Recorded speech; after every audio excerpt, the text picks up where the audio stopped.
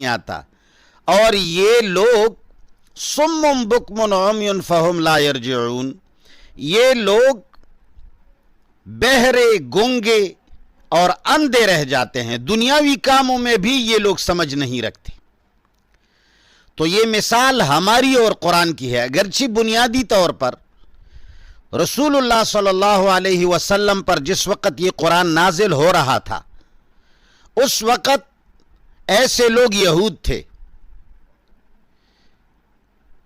جو موسیٰ علیہ السلام کی روشنی آ کر انہوں نے اس روشنی کی قدر نہیں کی، تو اللہ تعالیٰ نے ان سے روشنی لے لی.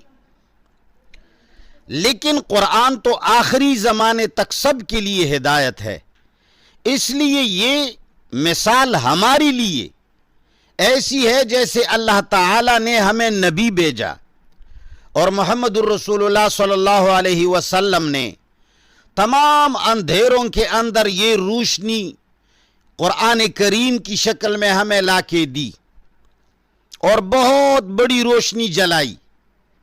لیکن زمانے کے لوگوں نے صحابہ کرام کے بعد آج تک مسلمان اس قرآن کی قدر نہیں کر رہے، اس روشنی سے فائدہ نہیں اٹھا رہے. تو پروردگار عالم نے ان کے ہاتھوں سے قرآن کا علم چھین لیا. آج کل 99.99 لوگ قرآن سے بے خبر ہیں، قرآن سے بے بہرہ ہیں. لوگ ایم اے تک تعلیمات حاصل کرتے ہیں، پی ایچ ڈیاں کرتے ہیں، بڑے بڑے انجینئر بنتے ہیں، دنیا کے علوم حاصل کرتے ہیں، لیکن قرآن کا علم ان سے لیا گیا ہے. بوڑھا ہو کے جب مرتا ہے، اگر کوئی ان سے پوچھ لے کہ آپ نے اتنے سارے ڈگریاں لی ہیں، ایڈورڈز کالج میں آپ نے پڑھا ہے، آکسفورڈ یونیورسٹی میں آپ نے پڑھا ہے، روس میں آپ گئے ہیں، برطانیہ کے اعلیٰ ڈگریاں آپ کے پاس ہے، کیا قرآن کا علم؟ نہیں جی، علم میں نے قرآن نہیں پڑھا، صرف الفاظ پڑھے تھے، بس ناظرہ پڑھا تھا.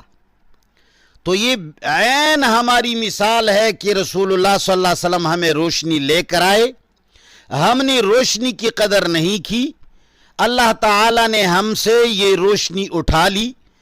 مسلمان آج کل کے نام نہاد مسلمانوں سے اللہ تعالیٰ نے قرآن کا علم اٹھا لیا ہے.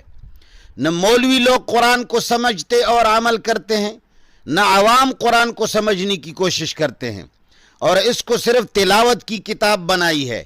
حالانکہ تلاوت کا معنی ہے پیچھے پیچھے آنا، تلاوت کا معنی الفاظ کی ریڈنگ ہے ہی نہیں.